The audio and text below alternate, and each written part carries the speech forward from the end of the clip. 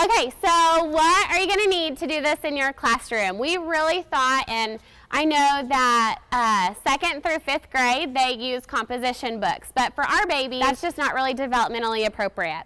So we decided that folders, everyone gets folders, so we thought folders would be best. So this is the folder that I use with my kiddos in our classroom. And so I'm weird about fonts. I don't like my handwriting, so I put a sticker on the front with cute fonts. So this is, oh yeah, sorry, go ahead. I'm so sorry, but this is going to be on the website too. Yes, yeah, we'll put it on the website for you. Yeah. So you'll want a folder with brads. That is really important.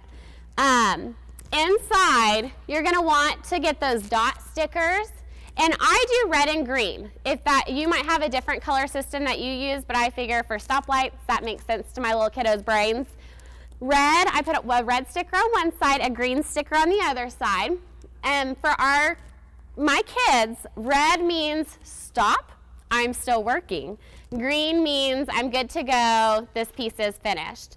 So it's a huge process getting my kids used to the routine. And I mean, it's day 6. I haven't started folders yet. I just happened to make an example with the students working it, but my kids aren't quite there yet. We're just working on the procedures of going to and from writing and doing the writing and the sharing.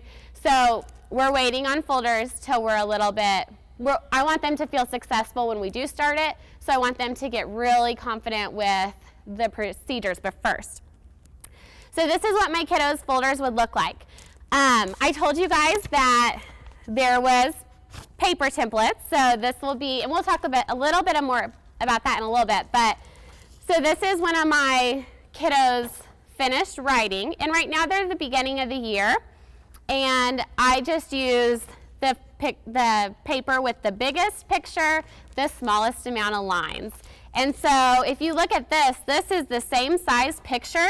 This one has 2 lines, this one has 3 lines, but they have not seemed to notice.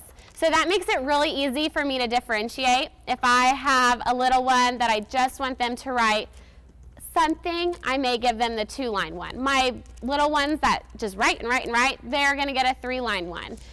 They don't notice though because the picture size is the same. And so that helps, your struggling babies not to feel insecure. So since this friend has finished her writing, it goes on the green side. She's done. And then inside, and I tried to print mine, but my color printer wasn't working, and I didn't want to bring it black and white. We made an ABC chart. And so when my kids are ready for that, when we talk about how to use the ABC chart, that will go in the middle, and I'll print it on cardstock, that way it lasts. But it has, it's a regular ABC chart. It has the letter with the picture correlating so that, if they get stuck and they can't remember, especially your struggling readers and writers, if they can't remember what says G, you can look, let's find the picture of the grapes, G, and kind of guide them. That way they can see the letter. Also inside, there's a format for a traveling word wall. And so I put that in my kids' folders too. So they have their alphabet chart, their traveling word wall. And that is for, and you may do it how you want in your classroom. You may write some of the words. They may write some of the words. If it's names, yes. Something I usually do, and I laminate and put in theirs with Brad's, is I put a couple of sheets with little miniature pictures of our students, just black and white with the students' names.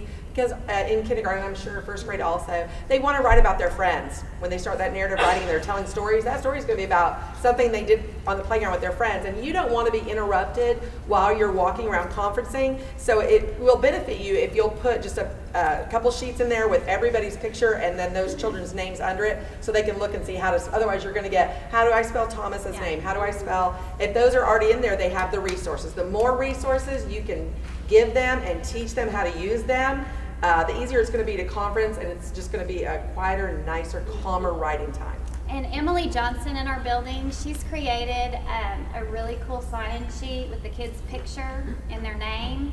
So she could just take that. Did you make it in PowerPoint? And and put that in there. And so hers would be done. Or is it initials right now, not names? Yes. So, okay, so even better. So since our kiddos aren't even writing yet, initial, that'd be a label. So simple. So you could just plug that in there, it's done. There's something else. Oh yeah, in pre-K and K, so to kind of explain, when we do our listening center, I have a green dot for go and a red dot for stop. And so my kids know green means go, red means stop. Well, on our folders in pre-KK, and you can do it her way, or red to us meant we put that it means stop, and green means go. So they're still working on it. So if you want to switch it, that's fine, but I just kind of like to do it that way with my listening center because they know green means go, red means stop. So however you want to explain that on your folders, that's another option. So.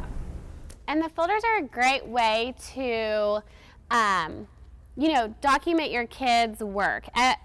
This year, you steal ideas from people. If you do not follow Kara Carroll and her blog, you have to start now. I steal all her ideas. So she keeps a portfolio of her kids' writing. So this is easy for me. I've already stolen their first writing, so that's not going to be in their folders. So their first writing I stole. When we do our narrative unit, I'll steal, they'll tell me which one they want me to steal, but I'll take their favorite piece of writing, and then at the end of the year, they'll have a portfolio of their favorite pieces for each unit, and I feel like for parents, that's a great keepsake that they can have. And it's really fun too to show their writing from the beginning of the year to when they're writing actual books at the end of the year. They just love seeing that that transgression in their writing.